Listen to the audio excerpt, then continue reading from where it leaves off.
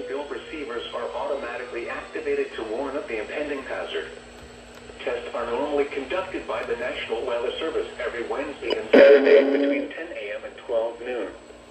When there is a threat of severe weather in the area, the test is postponed until the first good weather day. Oh, the WR30 doesn't turn on the weather band for weekly tests. The alarm tone will vary from place to place. I didn't know that.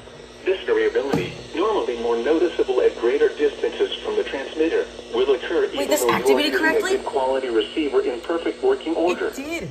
The warning alarm will be activated amazing. for severe thunderstorm, What? tornado, and flash flood watches. And for severe weather warnings affecting the following counties in the KIH 58 listening area.